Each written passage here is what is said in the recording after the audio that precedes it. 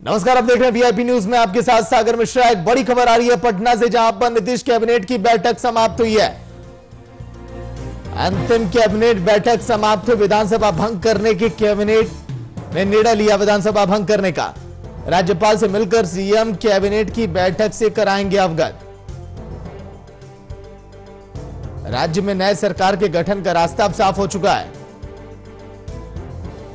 राज्यपाल से मिलकर बैठक के बारे में क्या हुआ, इस बारे में चर्चा करेंगे। राज्य में नई सरकार के गठन का रास्ता अब फिलहाल साफ। कैबिनेट की बैठक जो शाम 4 बजे हुई, काफी अहम ये बैठक, जिसमें अब यह साफ हुआ कि अगली सरकार का गठन होगा। नीतीश कुमार ने इस्तीफा दिया। विधानसभा भंग करने की सिफारिश। रविवार को सरकार बनाने का दावा पेश करेंगे। नतीजे आने के बाद बिहार में बैठकों का दौर लगातार जारी। नीतीश कुमार ने राज्यपाल फागू चौहान को अपना इस्तीफा सौंपा। उन्होंने विधानसभा भंग करने की सिफारिश भी कर दी है। इधर पटना में सीएम हाउस में एनडीए के घटक दलों की बैठक हुई। बैठक के बाद नीतीश कुमार ने कहा कि विधायक दल का नेता चुनने के लिए 15 नवंबर को 12:30 बजे का वो वक्त होगा, दोपहर का, जब एनडीए की बैठक होगी। और रविवार को ही एनडीए के नेता राज्यपाल से मिलकर सरकार बनाने का दावा भी अब पेश करेंगे।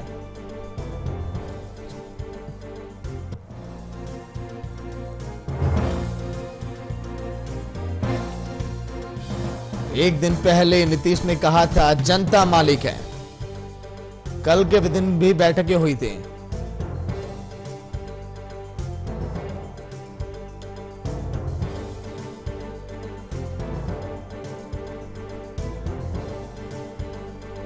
राज्य में नई सरकार के गठन का रास्ता फिलहाल साफ। राज्यपाल फागू चौहान को अपना इस्तीफा सौंप दिए हैं नीतीश कुमार, और विधानसभा भंग करने की सिफारिश भी फिलहाल की है। सीएम हाउस में भी एनडीए के घटक दलों की बैठक हुई। बैठक के बाद नीतीश कुमार ने कह दिया है कि अब एक बार फिर से जो बैठक होगी 15 नवंबर को 12:30 पर, उसमें साफ होगा कि किसके बागडोर में हो, कौन संभालेगा बागडोर बिहार की, और किसको दी जाएंगी बड़ी जिम्मेदारियां। नीतीश ने इस्तीफा दिया। विधानसभा भंग करने की सिफारिश। रविवार को सरकार बनाने का दावा भी पेश करेंगे नीतीश कुमार। सरकार बनाने को लेकर एक तरफ एनडीए की बैठक आज के दिन खत्म हुई, तो वहीं महागठबंधन ने भी अब मंथन अब शुरू कर दिया है। महागठबंधन के टॉप नेताओं की नजर भी छोटे दलों की तरफ है, खासकर हम वीआईपी और एआईएमआईएम की तरफ।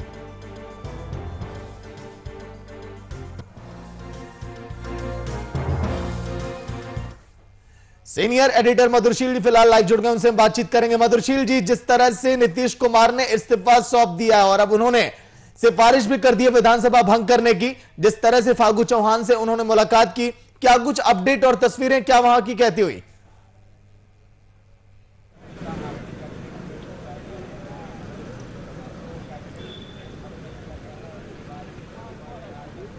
देखिए सागर, अभी से मतलब चंद मिनट पहले मुख्यमंत्री राज्यपाल से मिलकर के निकले हैं यहाँ से, और उन्होंने कैबिनेट भंग करने और विधानसभा भंग करने की अनुशंसा कर दी है राज्यपाल से।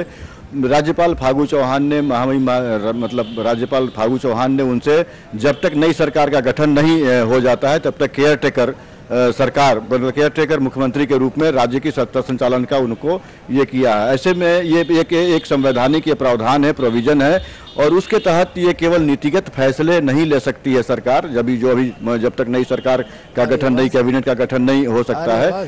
तो ये तमाम जो जिस तरह की ये जो औपचारिकताएं हैं वो धीरे धीरे पूरी हो रही हैं।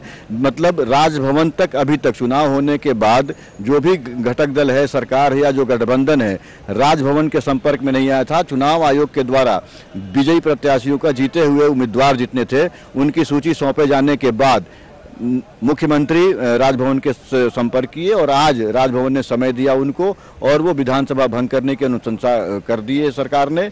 अब जो स्थिति है, अब जो 15 तारीख को जिस तरह से भारतीय जनता पार्टी या जो एनडीए गठबंधन है उसकी तरफ से जो खबरें आ रही है, 15 तारीख को 10 बजे भारतीय जनता पार्टी के मतलब बीजेपी के विधायकों की बैठक होगी, और 12:30 बजे समय निर्धारित किया गया है कि 15 तारीख को वहां एनडीए गठबंधन दल की बैठक होगी और उसमें तमाम जो एनडीए के घटक दल हैं भारतीय जनता पार्टी, जदयू, हम और वीआईपी, ये तमाम दल के विधायक जो जीत करके आए हैं वो बैठक में रहेंगे और पार्टी के जो सुप्रीमो है, पार्टी के जो बड़े नेता हैं वो बैठक में शामिल रहेंगे। संसदीय बोर्ड की बैठक होगी और उसमें फिर सरकार की, नई सरकार की रूपरेखा तय होगी। नेता का जो चुनाव होना है, औपचारिकता जो पूरी करनी है, उस पर वो मुहर लगेगी। लेकिन फिलवक्त जो ये लगातार मीडिया में चर्चा छिड़ी हुई थी कि आखिर राजभवन जाने में नीतीश कुमार देव क्यों कर रहे हैं, जो हालांकि इस मौजूदा सरकार का कार्यकाल अगर देखें तो 29 नवंबर तक का था, लेकिन जब परिणाम आने के बाद ऐसा होता है कि दूसरे या तीसरे दिन सरकार गठन की प्रक्रिया शुरू हो जाती है, जो इस बार विलंब होता हुआ दिख रहा था। लेकिन और जो सरकार में जो सरकार गठन के लिए जो पेच आ रही है, या जो तमाम जो उनके अंदर की जो एक किसी बिंदु पे जो पेच फंसा हुआ है, उन तमाम चीजों के लिए कल का दिन इन लोगों ने खाली रखा है और जो शीर्ष स्तर के नेता हैं वो बैठक करेंगे और फिर वो राजभवन आकर के दावा पेश करेंगे 16 तारीख को कि एनडीए गठबंधन बड़े गठबंधन के रूप में उभरा है और हमको सरकार बनाने का मौका दिया जाना चाहिए। उसके बाद ही राज्यपाल ये तय करेंगे कि इस बड़े गठबंधन ने जो बहुमत लिया है, 125 का जो आंकड़ा, बहुमत से जो 3 का फासला है ज्यादा का, 122 चाहिए सदस्यों की संख्या बहुमत के लिए, जो 125 का आंकड़ा है। अब ऐसे में अगर राज्यपाल इनके दिए गए सूची पर संतुष्ट होते हैं तो सरकार बनाने के लिए इनको बोलेंगे, और नहीं तो फ्लोर टेस्ट की बात, जैसा कि विपक्ष कह रहा है कि फ्लोर टेस्ट की बात भी हो सकती है, विपक्ष मांग कर सकता है। लेकिन फिलवक्त बहुमत एनडीए के पक्ष में है, लिहाजा बड़े गठबंधन, चूंकि चुनाव पूर्व गठबंधन था, तो राजभवन के ऊपर है कि वो फ्लोर टेस्ट कराता है या सीधे तौर पर राज्यपाल उनको सरकार बनाने का आदेश देते हैं। जय ठीक है, मधुरशील जी लौट कराऊंगा। शशांक दुबे भी फिलहाल बने हुए लगातार ग्राउंड जीरो से अपडेट दे रहे हैं। शशांक, कैबिनेट की बैठक में जो अंतिम कैबिनेट की बैठक थी, कौन कौन से इसमें चेहरे शामिल हुए?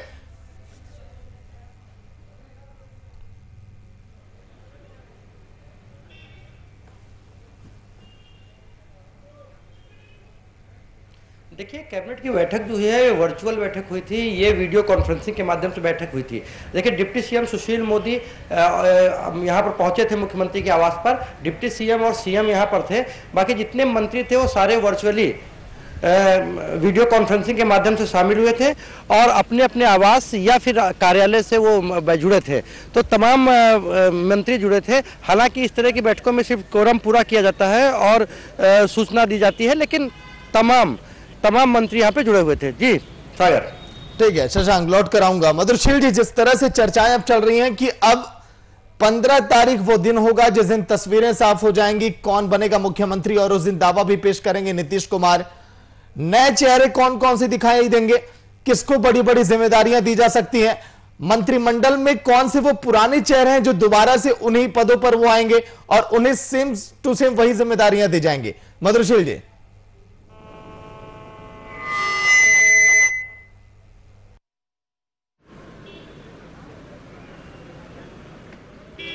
देखिए सागर, ये मतलब ये एनडीए गठबंधन को तय करना है और चेहरों को लेकर के जो अभी से जो कवायदे जो शुरू हुई हैं, ये सारे के सारे नाम जो चर्चा में चल रहे हैं एनडीए के खेमे से लेकर के, वो ये चेहरे अंतिम समय तक बदल भी सकते हैं, क्योंकि इस बार जो समीकरण है वो पिछली बार से थोड़ा उलट समीकरण है। कई इनके मंत्री चुनाव हार गए हैं, पहले के जो मंत्री थे वो कई चुनाव हार चुके हैं, और इस बार कई वो ऐसे विधायक जो 3-4 बार जीते हुए विधायक थे, जो 2015 में चुनाव हार गए थे, वो इस बार जीत करके आ गए हैं। तो ये देखने वाली बात होगी, क्योंकि अभी समीकरण इस वजह से भी गड़बड़ है कि पिछले जब चुनाव जब हुए थे उस समय गठबंधन में केवल जदयू और बीजेपी ने मिलकर के सरकार बनाया था, सरकार का गठन किया था। इस बार 2 दल इनके साथ और भी हैं, और जो मंत्रिपरिषद का जो आकार है वो यथावत रहेगा, क्योंकि 36 से ज्यादा मंत्री आप मंत्री बना नहीं सकते आप मुख्यमंत्री सहित। तो अब ऐसी स्थिति में 36 ही बनाना है, और डिमांड जो प्रस्ताव जो दे रहे हैं लोग या जो डिमांड कर रहे हैं घटक दल के लोग, उसमें 4 विधायक वाले भी चाह रहे हैं कि मंत्रिमंडल में उनका शेयर ज्यादा हो। तो किस नाम पर क्या कुछ बनेगी अंतिम सहमति, वो जब तक एनडीए घटक दल के तमाम नेता बैठ करके चर्चा नहीं कर लेंगे, तब तक वो नहीं हो पाता, क्योंकि अभी जो जिस फंसी हुई है, वो जिस पर मामला फंसता हुआ दिख रहा है, जिसकी वजह से देरी हो रही है, वो उसके अलावा मंत्रिपरिषद के गठन के अलावा कई ऐसे मुद्दे फंसे हुए हैं, जैसे चिराग पासवान का मुद्दा हो, जिसका लगातार चर्चा कर रहे हैं नीतीश कुमार। मीडिया तक को संबोधित करते हुए बोल दिए कि उनकी वजह से उनकी पार्टी के लोग, उनकी पार्टी के उम्मीदवार कम जीत पाए हैं। 42 सीटों को सीधे तौर पे उनसे नुकसान होता हुआ, मतलब जिसकी बात कर रहे हैं नीतीश कुमार कि 42 सीटों पर वो एलजेपी की वजह से उनकी हार हुई है, उनके उम्मीदवारों की हार हुई है। तो ऐसी स्थिति में इन तमाम चीज़ों का 15 तारीख तक वो निपटारा करने के बाद मंत्रिपरिषद का गठन होगा। फर्स्ट फेज में ही सारे मंत्री बना लिए जाएंगे, ऐसी संभावना कतई नहीं है, क्योंकि मंत्रिपरिषद का जो तात्कालिक रूप से जो मंत्रिपरिषद का आकार होगा वो छोटा होगा, और फिर क्रमवार जैसे पहले भी होता रहा है मंत्रिमंडल के विस्तार में फिर उस तरह के चेहरे शामिल हो जाएंगे। लेकिन फिलवक्त नेता का चुनाव औपचारिकता है, एक मुहर लगना है, क्योंकि नीतीश कुमार को भारतीय जनता पार्टी के लोग भी नेता मान चुके हैं। उनके शीर्ष नेता लगातार कहते रहे कि चाहे सीटें जदयू की जो भी आए, लेकिन वो बिहार में नेतृत्व उनके हाथ में रहेगा। लेकिन अंतिम जो फैसला है वो बैठक के बाद तय होगा, क्योंकि अब एनडीए के जो दूसरे घटक दल है, छोटे दल, वो उनकी मंशा क्या होती है, वो मंत्रिमंडल में क्या शेयर चाहते हैं, 4 विधायक हैं दोनों के, वो कितना शेयर चाहते हैं। तो इन तमाम चीज़ों पर बैठक के बाद ही कुछ तस्वीर साफ होगी, क्योंकि जो एक सूत्रों के हवाले जो खबर आ रही है, सबने अपना अपना एजेंडा दिया हुआ है। एनडीए के जो एक कोर कमेटी है एनडीए की, सबने अपना एजेंडा दिया हुआ है। लेकिन अगर नीतीश कुमार की बात करें तो वो नीतीश कुमार खुद से नेतृत्व संभालने की बात आपने देखा होगा कि कल के प्रेस कॉन्फ्रेंस में खुद से कहते हुए नहीं दिखे, लेकिन इशारे में उन्होंने कहा कि जो एनडीए विधायक दल की बैठक में तय होगा उस हिसाब से सारी चीज़ें तय होंगी। अगर केंद्र से बहुत बड़ा ऑफर और सम्मानित ऑफर नीतीश कुमार को मिलता है तो हो सकता है कि वो मुख्यमंत्री का पद छोड़ भी दे, लेकिन फिलवक्त ये चर्चा मात्र है। राजनीतिक गलियारे में, सियासी गलियारे में अटकलें लगाई जा रही हैं, लेकिन जो भारतीय जनता पार्टी की तरफ से, जदयू की तरफ से, हम की तरफ से या वीआईपी पार्टी की तरफ से जो खबरें आ रही है उसमें सभी मतलब नीतीश कुमार को ही नेता मानते नजर आ रहे हैं।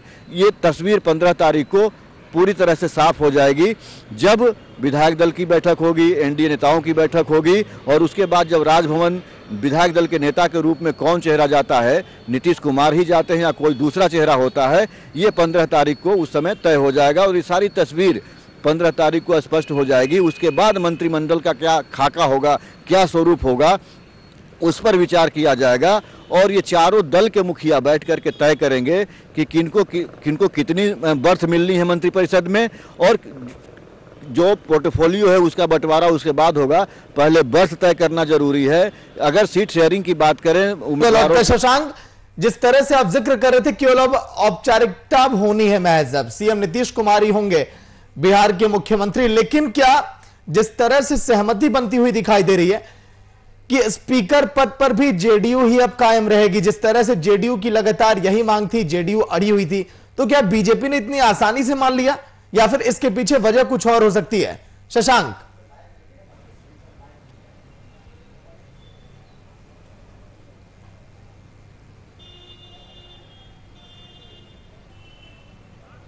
देखिए, अभी ये सारी बातें स्पष्ट नहीं हुई हैं कि स्पीकर कौन होगा और किस पार्टी से होगा।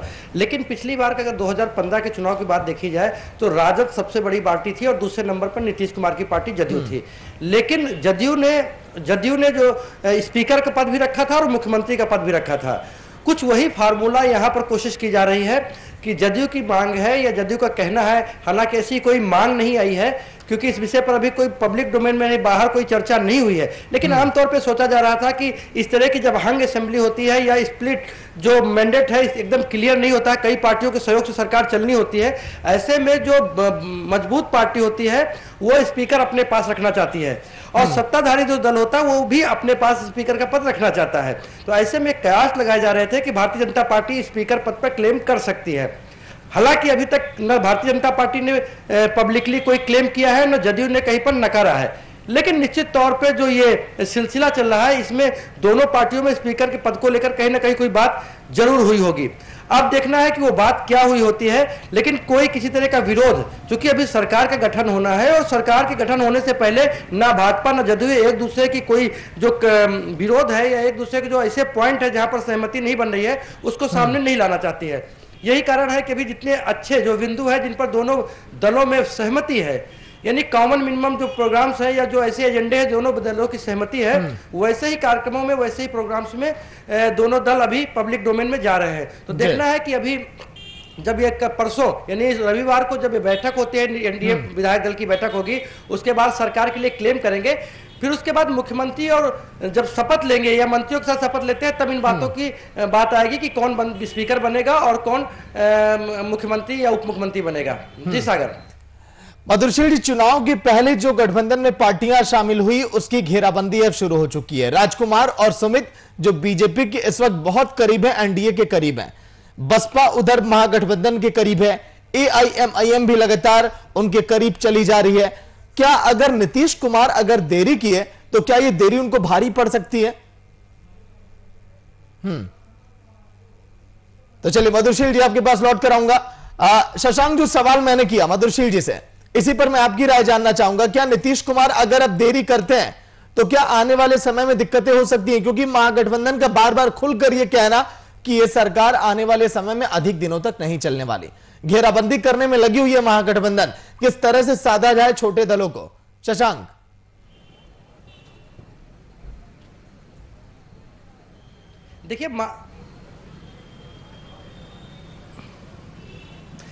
देखिए सागर, ये बात अभी इसका कोई मतलब नहीं है, क्योंकि महागठबंधन की तरफ से सरकार गठन को लेकर कोई दावा नहीं किया जा रहा है, ना कोई मैजिकल फिगर दिया जा रहा है और ना कहीं पर प्रत्यक्ष रूप से ये कहा जा रहा है कि नीतीश कुमार के विकल्प के रूप में तेजस्वी यादव मुख्यमंत्री बनेंगे। क्योंकि अगर तेजस्वी यादव मुख्यमंत्री बनने की दौड़ में आते तो राजभवन तुरंत पहुंच जाते और कहते सबसे बड़ी पार्टी चूंकि राजद है इसलिए राजद को सरकार बनाने का मौका दिया जाए, लेकिन राजद या महागठबंधन इस मामले में अभी नहीं पड़ रही है, इसलिए अभी नीतीश कुमार का रास्ता साफ है। नीतीश कुमार के विकल्प के रूप में कोई राजभवन नहीं जा रहा है। इसलिए दूसरी बात जहां तक है कि सुमित कुमार एक जुड़ गए हैं जिससे स्ट्रेंथ उनकी 126 हो गई है। उसके अलावा भी जो दो लोजपा के जो हैं अगर कहीं जरूरत पड़ती है तो वो भी एनडीए के साथ जाएंगे। तो कहीं ऐसी कोई स्थिति बनते नहीं दिख रही है जहां पर नीतीश कुमार को अभी सरकार बनाने में कोई दिक्कत आने वाली है, क्योंकि कहीं भी अभी राजद जो है या महागठबंधन है वो बिल्कुल सरकार बनाने का ना तो दावा कर रही है, हाँ वो सरकार मैंडेट का अपहरण हुआ है जरूर कह रही है, चुनाव में धांधली हुई है जरूर कह रही है, लेकिन ये कतई नहीं कह रही है कि हम सरकार बनाएंगे, हमारे पास सबसे बड़ा नंबर है, हम सबसे बड़ी पार्टी है इसलिए हमको सरकार बनाने का दावा मौका दिया जाए।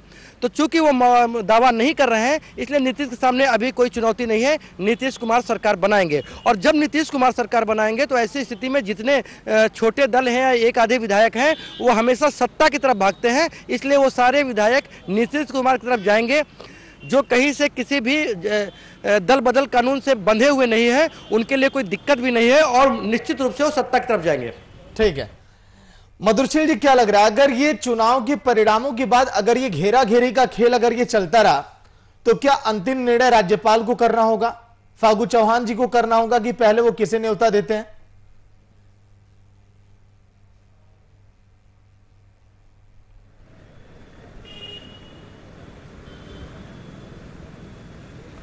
देखिए फिलवक्त ऐसी कोई संभावना नहीं दिखती, क्योंकि सिंगल लार्जेस्ट पार्टी होने का दावा आरजेडी जरूर कर रही है, लेकिन राजभवन को भी पता है कि प्री पोल अलायंस था इन चार दलों का, बीजेपी, जदयू और बीआईपी और हम, ये चार दल प्री पोल अलायंस मतलब चुनाव पूर्व इनका गठबंधन था।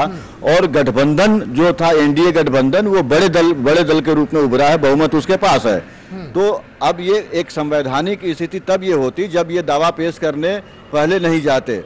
राजभवन से निमंत्रण वैसी स्थिति में आ सकता है जब एक निर्धारित अवधि तक दावा पेश करने एनडीए के लोग जो बहुमत जिनके पास है वह ना जाएं, या फिर अगर वो दावा पेश करने के लिए अगर वो जाते हैं तेजस्वी प्रसाद जाते हैं तो उनके गठबंधन का आंकड़ा वो नहीं दिख रहा है, क्योंकि राजभवन के संज्ञान में सारी चीजें हैं, इसलिए राजभवन पहले सबसे बड़े गठबंधन को ये पोस्ट पोल अलायंस की बात होती तब उस समय परेड होती, फ्लोर टेस्ट का मामला आता, लेकिन फिलवक्त ऐसी स्थिति बनती हुई नहीं दिख रही है, क्योंकि जो चीजें राजनीतिक गलियारे में, राजनीतिक क्षेत्र में बिहार में जो हलचल हो रही है, वो सारी चीजें राजभवन को के संज्ञान में है।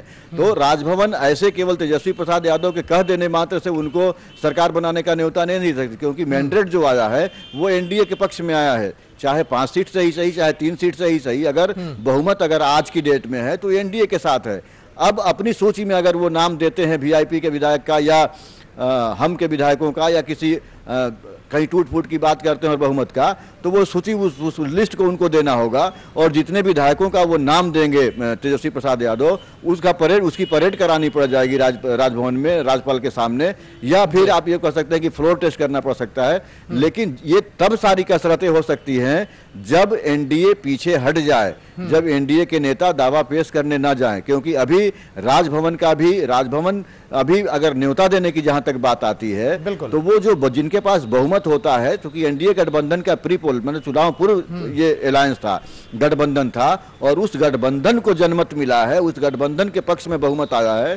तो राजभवन ऐसे मतलब सिंगल लार्जेस्ट पार्टी होने की वजह से किसी एक दल को नहीं निमंत्रण दे सकता बुलाने के लिए, क्योंकि उनको भी मैंडेट नहीं मिला है। सिंगल लार्जेस्ट पार्टी अगर 75 विधायकों के साथ आरजेडी है, तो 74 विधायकों के साथ बीजेपी भी है, और बीजेपी और जदयू की सरकारें, अगर हम वीआईपी और हम की हम बात छोड़ भी दें तो उनकी सरकारें यहाँ चलती रही हैं। तो ये केवल चर्चाओं की बात है, क्योंकि नीतिगत ये बात नहीं है, न इथिक्स इसके पीछे का है, क्योंकि चुनाव पूरा अगर अलायंस होता है, गठबंधन होता है, अगर बहुमत जिसके पास है उसकी सारी चीजें निगाहें राजभवन पर टिकी, राजभवन की है, वहां पे सारी बातों को देख करके ऐसी स्थिति में राजभवन जब अगर ये दावा 15 तारीख को जिस तरह की चाहिए, अभी सामने खबरें आई हैं डीए खेमे से कि वो दावा पेश करेंगे 15 तारीख को, तो 15 तारीख को अगर दावा पेश करते हैं और सरकार बनाने को उनको मौका मिलता है, अब अगर बीजेपी अगर महागठबंधन जो नाम इनके लिस्ट में है और उन्हीं नामों की सूची अगर भेजता है राजभवन की, नहीं ये विधायक हमारे साथ है, तब फ्लोर टेस्ट की बात हो सकती है या परेड कराए जाने की बात हो सकती है। सागर, ठीक है। शशांक जी, आज के दिन कैबिनेट बैठक में नए सरकार के गठन के ऐलान के अलावा, विधानसभा भंग करने के अलावा और क्या बड़ी बातें रही जिस पर गौर करना जरूरी है? शशांक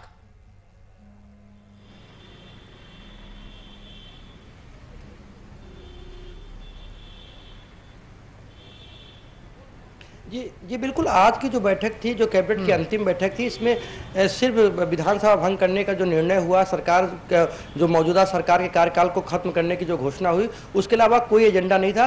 क्योंकि ऐसी स्थिति में जब एक नई विधानसभा का चुनाव हो जाता है, विधायक निर्वाचित हो जाते हैं, विधायक नोटिफाई हो जाते हैं, उसलिए कोई नीतिगत फैसला सरकार नहीं लेती है। हालांकि इसकी कोई संवैधानिक बाध्यता नहीं है, क्योंकि जब तक सरकार इस्तीफा नहीं देती है तब तक वो नीतिगत निर्णय ले सकती थी, लेकिन ऐसी स्थिति में कोई नीतिगत निर्णय नहीं लेते हैं। इसलिए यही एक एजेंडा था जिसमें काम हुआ, और मात्र 5 से 8 मिनट की कैबिनेट हुई है, और उसके बाद कैबिनेट की बैठक खत्म कर दी गई है, और उस कैबिनेट के निर्णय से राज्यपाल को अवगत कराने सीएम खुद राजभवन चले गए थे। तो दूसरा कोई एजेंडा आज नहीं था, सिर्फ एजेंडा आज इस सरकार के कार्यकाल को खत्म करना और विधानसभा को भंग करने का निर्णय लिया गया। जी सागर। मधुरशील जी, वैसे अभी तक जिस तरह से आप बिहार की सियासत को आप देख रहे हैं, मौजूदा वक्त में जिस तरह से महागठबंधन ये बार बार दावा कर रहा है कि एनडीए की सरकार अधिक दिनों तक नहीं चलने वाली, वो भी लगातार छोटे दलों को साधने की कोशिश में लगी है। एक बार विस्तार से बताइएगा कि क्या लगता है कि महागठबंधन कौन सी ऐसी चाल चलेगा जहां पर सत्ता का समीकरण ये थोड़ा सा बिगड़ सकता है, बदल सकता है, उसके पक्ष में तस्वीरें थोड़ी सी जाती हुई आपको कहां से लगता है कि दिखाई दे रही हैं?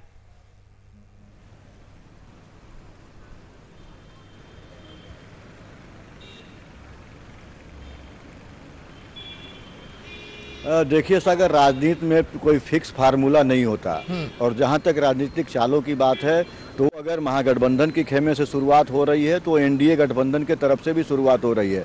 आपने आज देखा होगा, एक तस्वीर आपने देखा होगा कि किस तरह से कांग्रेस के विधायकों ने विधायक दल के नेता के चुनाव के नाम पर आपस में हाथापाई कर ली, और वहाँ टूट की संभावना के मद्देनजर किस तरह से पर्यवेक्षक बनाए गए हैं। अगर संभावनाएं तमाम तरह की खुली हुई रहती हैं, रास्ते सारे खुले रहते हैं राजनीति में।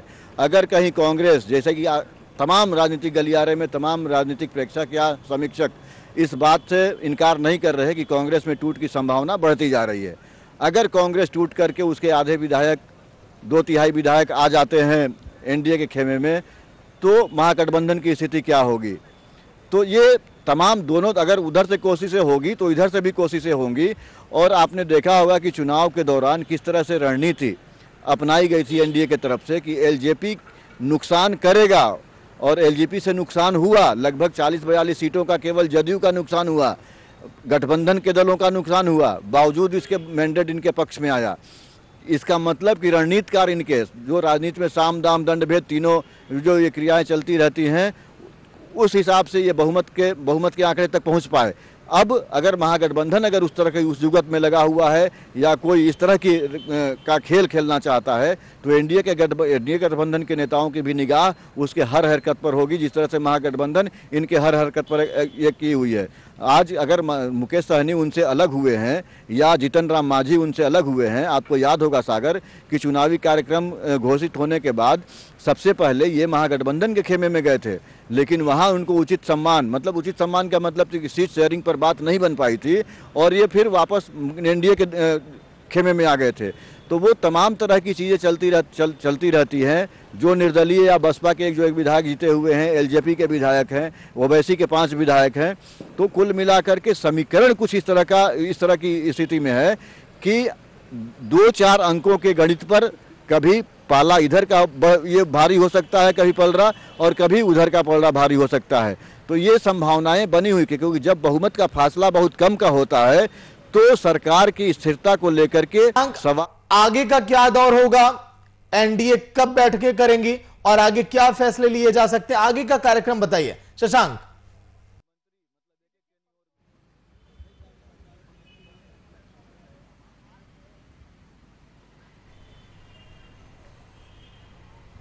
जी देखिए, परसों विधायक दलों की बैठक होगी, हर पार्टी अपने विधायक दल की बैठक करेगी, और उसके बाद एक संयुक्त बैठक होगी जो एनडीए के विधायक दल की बैठक होगी, वो एक अन्य मार्ग में होगी, सीएम आवास में होगी।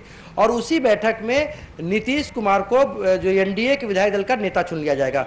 उस नेता चुनने के बाद एनडीए के सभी घटक के जो प्रमुख नेता हैं, चाहे जीतन राम मांझी हो, मुकेश सहनी हो, या सुशील मोदी हो सकते हैं, या कोई दिल्ली से भाजपा का प्रतिनिधि आ सकता है, वो नीतीश कुमार के साथ राजभवन जाएंगे और अपने अपने दल के विधायकों की सूची साथ में महागठबंधन के सभी जो एनडीए के सभी जितने विधायक हैं उनके समर्थन की सूची राज्यपाल को सौंपेंगे और सरकार बनाने का दावा पेश कर देंगे। तो यानी ये सारी घटनाएं परसों यानी इस रविवार को ही होनी है।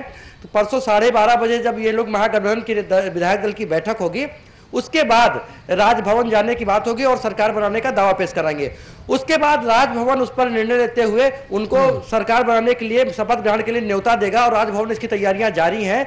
वो तिथि राजभवन की ओर से दी जाएगी, वो समय राजभवन की ओर से दिया जाएगा। हालांकि सरकार की उसमें मनसा जो है, सरकार के जो इसमें इच्छा है वो जरूर जानी जाती है। तो ऐसा लग रहा है कि छठ से पहले नहीं 16 और 17 तारीख को, 16 तारीख या 17 तारीख को सरकार शपथ ले सकती है। बिल्कुल, बहुत बहुत शुक्रिया शशांक। मधुरशील जी आपका भी बहुत बहुत शुक्रिया।